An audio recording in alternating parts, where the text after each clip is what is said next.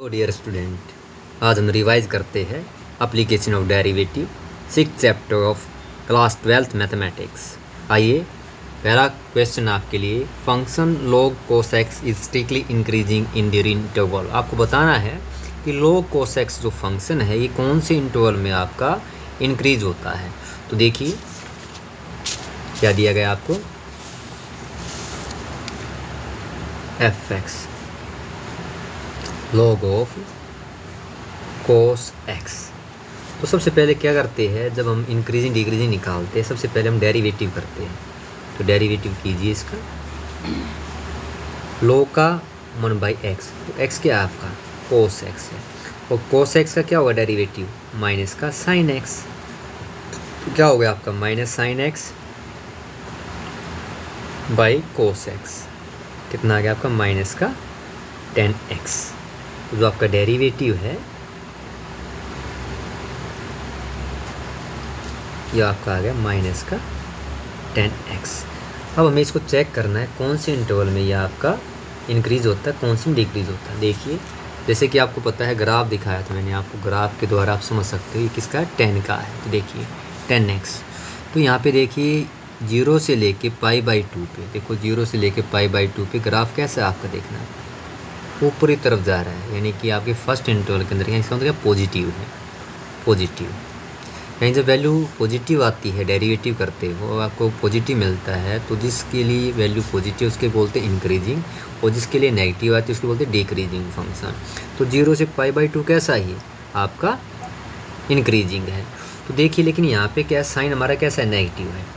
तो ये जो आपकी 0 से लेके 0 to π/2, इसको इस तरह भी लिख सकते हैं, 0 यानी x की वैल्यू क्या है, लाई करती है आपकी 0 से π/2। 10x पॉजिटिव है, क्या है, 10x आपका पॉजिटिव है, इज पॉजिटिव। तो अगर 10x पॉजिटिव है तो आपका ये जो फंक्शन होगा, डेरिवेटिव होगा आपका माइनस का, तो ये पॉजिटिव, तो क्या होगा, नेगेटिव पॉजिटिव क्या आएगा, नेगेटिव। इसका मतलब क्या है, आपकी जो वैल्यू होगी आपकी, जो वैल्यू होगी आपकी, ये जो वैल्यू है आपकी, आप इसको क्या अलग से दिखा सकते हैं, यानी हमारा जो f-x जो माइनस का 10x है कैसा होगा, इज डिक्रीज होगा, डिक्रीजेज, डिक्रीजेज इसको बोल सकते हैं। यानी f(x) क्या होगा आपका, f(x) is strictly decreasing on 0 से π/2। लेकिन हमें तो देखना है इंक्रीजिंग किसके लिए ऑन लग रहा है। तो देखिए यहाँ पे अगर हम देखते हैं, आपका जो π/2 से, यानी कि आपका देखो नीचे जो आपका सेकंड आपका क्वाड्रेंट के अंदर π/2 से क्या है, 10 की वैल्यू कैसी है, नेगेटिव, नेगेटिव है। तो जो आपकी जो x की वैल्यू है आपकी π/2 से लेके आपका पाई तक, यानी आपका देखिए इसका मतलब क्या आपकी, ये आप इसको लिख भी सकते हैं, यानी आपकी 90 डिग्री से कितना, इसको π/2 के 90 होता है, ये कितना होता है 180 डिग्री। यानी कौन सा क्वाड्रेंट है आपका, सेकंड क्वाड्रेंट है। इसके अंदर क्या है आपका 10x क्या होता है, 10x विल बी नेगेटिव। तो जो हमारा ये फंक्शन है आपका, जो f(x) है वो क्या आएगा, नेगेटिव, और क्या है आपका फिर नेगेटिव अंदर जो आपकी वैल्यू क्या है इसके लिए से, इस इंटरवल के अंदर आपकी, तो ये क्या आएगा, पॉजिटिव।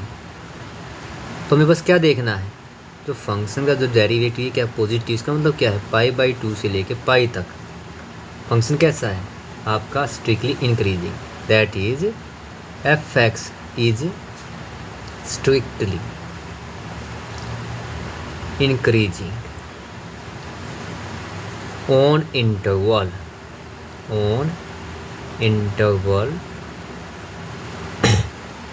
आपका ओपन ब्रैकेट लिखिए, π/2 से पाई तक, यानी क्या है, π/2 पाई, ये आपका इस पे कैसा आपका, इस इंटरवल पे आपका जो फंक्शन है वो इंक्रीजिंग है। यहाँ पे ऐसे इस लिखा है मैंने इसका, तो नेक्स्ट है आपका अगला क्वेश्चन है, देखिए अगर आपका नेक्स्ट क्वेश्चन है the rate of change of the area of circle with respect to its radius r and r equal to 5। यानी आपको निकालना क्या है, रेट ऑफ चेंज दिखाना है एरिया ऑफ सर्कल का विद रेस्पेक्ट टू रेडियस, और आर रेडियस की वैल्यू किस पे देखनी है, 5 पे देखनी है, 5 पे देखनी है। तो बड़ा आसान सा क्या मान लीजिए, लेट मान लीजिए ए क्या है, denote area, denotes area of circle, and r क्या है, इज रेडियस। तो आपका एरिया का जो फॉर्मूला क्या होता है, पाई आर स्क्वायर। अब निकालना क्या हमें, rate of change of area with respect to radius, यानी आर के रेस्पेक्ट में भी निकालना है। तो क्या निकालना है, d A by d r निकालना है, डेरिवेटिव।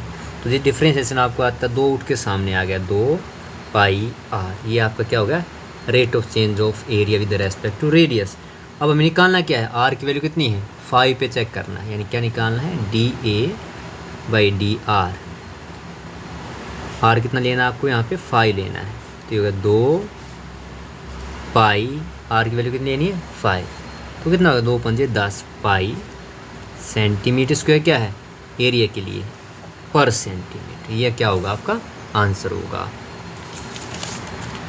नेक्स्ट क्वेश्चन है the slope of tangent to curve y is equal to root 4x minus 3 minus 1 at point 3 and 2 दे रखा है, आपको निकालना है। तो जो आपको फंक्शन दिया गया है y हो गया आपका 4x माइनस 3 माइनस 1 ले लेना है। सबसे पहले क्या करते हैं, टेंजेंट निकालनी, स्लोप निकालना हमें, तो स्लोप के लिए डेरिवेटिव करते हैं, dy बाई dx करते हैं। मैंने आपको बताया था, याद हो आपको, रूट एक्स का डायरेक्ट याद कर लीजिए आप, डेरिवेटिव होता है 1/2 रूट एक्स होता है, और फिर अंदर जो एक्स होता है उसका निकाल लेना है। तो यहाँ पे डेरिवेटिव कितना आएगा इसका, 1/, ये डायरेक्ट हो गया आपका, रूट एक्स की जगह क्या है आपका 4x माइनस 3 है। फिर इसके बाद क्या करना है आपको, डेरिवेटिव क्या करना है 4x माइनस 3 का, तो x का 1 होता तो ये आएगा 4, और 3 का कितना आएगा 0, तो क्या बचा खाली आपका 4, और 1 का कितना आएगा 0। तो dy बाई dx कितना आ गया आपका 4/2 रूट, ये 2 रहेगा, तो ये कितना है 2 भी, ये रूट एक्स कितना है 1/2 रूट एक्स, तो 4 आपका अगर ये देखेंगे ये कितना आ गया 4x माइनस 3, 2 से कट जाएगा, 2 दूनी 4, तो कितना आ गया 2 स्क्वायर रूट 4x माइनस 3। अब क्या करना है हमें, क्या स्लोप निकालना, पॉइंट दिए गए आपको, कौन से पॉइंट दिए गए हैं, हमें चेक करना है, ये आपका स्लोप निकालना, स्लोप एट पॉइंट 3 2। ये 3 2 का मतलब क्या है, एक्स की वैल्यू कितनी है 3 है, दैट इज एक्स कितना हमारा, एक्स की वैल्यू 3, ये वैल्यू उठा के इसके अंदर रख देंगे, तो dy बाई dx लिखते हैं ऐसे इसको, एट 3 2 लिखना तरीका इसका ही। तो कितना आ जाएगा आपका 2, एक्स की वैल्यू रख दीजिए अंदर, 4 एक्स की वैल्यू 3 है, माइनस में कितना है 3, तो 2 4 3 12 माइनस 3, तो 2 12 से 3 गए 9, 9 किसका स्क्वायर रूट है, 9 का स्क्वायर रूट कितना आएगा 3, तो dy बाई जो dx होगा आपका वो कितना आ जाएगा, स्लोप कितना आ जाएगा, स्लोप विल बी 2/3, ये हमारा आंसर होगा। अगला जो क्वेश्चन हमारा वो है हमारा फोर्थ क्वेश्चन क्या है, find absolute maximum and absolute minimum values of the function f(x) 3x4 minus 2x³ minus 6x² plus 6x plus 1, और जो जिस पॉइंट पे निकालना क्लोज इंटरवल दे रखे है 0 2 पे निकालना है। तो क्या करना है, बड़ा आसान सा, सबसे पहले वही है आपका एप्लीकेशन ऑफ डेरिवेटिव चैप्टर से है, ये फंक्शन आपको लिख लेना है, कैसे दिया है ये साफ साफ,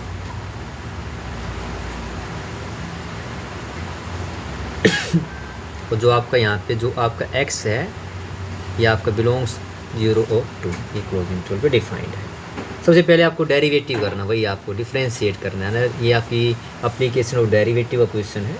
तो डेरिवेटिव करेंगे, देखिए 4 3 12, पावर कितनी होगी 1 कम, 3 दूनी 6, पावर कितनी होगी 1 कम, 6 दूनी 12, तो ये हो गया बस 6 और 1 का हो गया 0। अब जैसे क्या करना, आप आपको क्रिटिकल पॉइंट कह लीजिए या फॉर एक्सट्रीम वैल्यू कहते हैं, एक्सट्रीम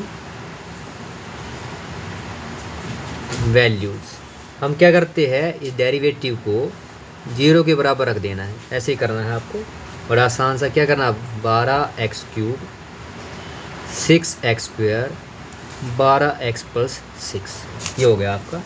तो देखिए मैं 6 क्या इसके अंदर से कॉमन ले सकता हूँ, 6 को अगर मैं बाहर ले लेता हूँ, 6 दूनी 12x, 6 एकम 6, 6 दूनी 12, 6 एकम 6, आपकी क्या इस तरह से रिड्यूस होगी। अब क्या करना है आपको, देखिए आपको पेयर बनाने, जोड़े बनाने, अगर आप चेक कर सकते तो देखिए यहाँ पे एक जोड़ा अगर मैं ये ले लेता हूँ, एक जोड़ा आपका ये ले लेता हूँ, तो ये क्या कॉमन निकल सकता है इसके अंदर से, तो देखिए आपका x² कॉमन निकाल सकता हूँ। ये आपका x² कॉमन निकल गया, अंदर रह गया 2x - 1, यहाँ से क्या कॉमन निकला -1, 2x - 1, इस तरह से बराबर 0 6। तो जैसे आप गुणनखंड यानी फैक्टर बनाते हैं उस तरह आप इसको लिख सकते हैं। ये हो गया आपका x² 1, ये आपके बन गए इसके फैक्टर, गुणनखंड हो गए हैं। अब क्या करना है, इसको आप इस तरह लिख सकते हो, देखिए 6 2x - 1, एक तो ये है आपका, इसके भी आप क्या देखिए a² - b² की आइडेंटिटी लगाता हूँ इस पर, तो क्या हो गया x + 1 और ये हो गया x - 1। तो जो वैल्यूज होगी, क्यूबिक इक्वेशन है तो कितने फैक्टर होंगे इसके, 3 फैक्टर होंगे, तो आप अलग अलग रखेंगे। जैसे कैसे 2x - 0, तो x की वैल्यू कितनी आ गई 1/2, एक वैल्यू तो आपकी यहाँ से आ गई है। अगला x + 1 0, तो x की वैल्यू कितनी आ गई -1, और जो तीसरी आ गई आपकी x - 1 0, तो x की वैल्यू कितनी आ गई आपकी 1। तो जो हमारी x की वैल्यू जो आपको मिली है वो कितनी मिलेगी आपकी -1, 1/2 और 1। इनको क्रिटिकल्स वैल्यू या एक्सट्रीम वैल्यूज़ कहते हैं। तो यहाँ पे जो आपकी वैल्यू x है जो -1 दे रखी है, देखिए यार आप चेक कर सकते हैं, हमारे पास जो इंटरवल दिया है उसके अकॉर्डिंग क्या है, जो x की वैल्यू है आपकी -1 है, डजंट लाई नहीं करती किस इंटरवल के अंदर, आपकी 0 और 2 जो आपको दिया गया है इस इंटरवल में लाई नहीं करती है, क्योंकि हमारा क्या 0 1 2 यानी कि आपका -1 क्या है इसके अंदर आता ही नहीं है। तो इसको हम क्या कर सकते हैं, रिजेक्टेड, इट इज रिजेक्टेड, इसको हमें यूज़ नहीं करना, ये वैल्यू छोड़ देनी है। अब हमारे पास बचा क्या आपका, देखिए 0 से दे के देखता हूँ, मान लो आपका f0 लेता हूँ एक वैल्यू, अगर आप 0 रखेंगे वैल्यू रखेंगे, आपका जो फंक्शन दिया गया है, देखिए जो फंक्शन दिया गया है यहाँ पे अगर आप 0 रख देंगे तो वैल्यू क्या बचेगी, सिर्फ 1 आएगी। अब मान लो हमारा अगली वैल्यू लेते हैं हाफ आई, आपकी वैल्यू जो ये दी गई थी आपकी 1/2 है, इसको रखेंगे इसके अंदर, रखिए इसके अंदर आप रखेंगे तो कितना आएगा, देखिए 3x⁴ यानी कि 1 का 2² कितना आएगा आपका, ये आ जाएगा 1/16 आ गया है, माइनस में 2 x यहाँ रखेंगे आप 1/2 वैल्यू रखेंगे तो आपकी वैल्यू कितनी आएगी, देखना ये आपकी वैल्यू आएगी 1/8 आ गई है। और आपकी नेक्स्ट है -6, ये कितनी आ गई 1/4 हो गई है। 6 ये कितनी आ गई 1/2 और ये हो गया 1। इसको सोल्व करते हैं 3/16, ये कितना आ गया 1/4, ये आपका हो गया 3/2, ये कितना हो गया आपका 3 + 1। ये जो वैल्यूज़ आई है आपकी, अगर आप इसको सोल्व करते हैं तो देखिए कितना एलसीएम आ गया आपका 16 एलसीएम आ गया है। तो 3 एज इट इज़, माइनस में 4 4 जा, तो ये 4 हो गया आपका, ये 2 8 जा 24 हो गया आपका, तो ये 4 मतलब 64। अब देखिए हमारा जो है ये जो आपकी वैल्यूज़ है, तो देखिए हमारी जो वैल्यू आएगी आपकी, देखिए -28 तो ये हो गया आपका, और 67 हो गया +/16, तो कितना आ गया आपका 39 39/16 ये वैल्यू है आपकी किस पे, जब आपने 1/2 रखी है। अब चेक कीजिए, मान लो f1 पे रखते हैं, तो अगर f1 रखेंगे किसके फंक्शन के अंदर, इसी फंक्शन के अंदर रखेंगे, देखिए कितना आएगा, ये 3 - 2 6 + 6 + 1। चेक कीजिए कितना आ गया आपका, देखिए 6 से 6 गया, ये 2 आ गई आपकी वैल्यू आई 2। अब हम रखते जो हमारी लास्ट वैल्यू हो कितनी है, फंक्शन पे 2 पे देखते हैं, तो 2 रुपये रखिए आप इसके अंदर रखेंगे, देखिए यहाँ पे तो कितना आ गया 3, ये हो गया 2 का पावर 4 16, 2 ये कितना आ गया 8, 6 ये हो गया 4, 6 ये 2 जमा में 1। आप इसको करेंगे 48, 8 दूनी 16, 6 चौक 24, 6 दूनी 12 जमा 1 कितना आएगा, देखिए 48, और ये हो गया आपका 48 और 12 60 61, और ये होगी घटा के आपकी होगी 40। तो वैल्यू कितनी आई आपकी 21, यानी हमारी F2 की वैल्यू कितनी आई है 21 आई है। अब देखिए हमारी अगली वैल्यू क्या, अगर हम चेक करके देखिए तो आपकी देखिए एक हमें बताना है एब्सोल्यूट मैक्सिमा और एब्सोल्यूट मिनिमा। तो आपकी जो वैल्यू मिली हमें F0 पे मिली आपकी कितनी 1, आपकी F½ पे आपको वैल्यू मिली 39/16। जो F आपका 1 पे जो वैल्यू मिली है वो मिली आपकी 2, और जो आपकी F2 पे वैल्यू मिली है ये मिली आपको कितनी 21। तो जो हमारा एब्सोल्यूट मैक्सिमम वैल्यू होगी, हमें क्या बतानी, एब्सोल्यूट मैक्सिमम वैल्यू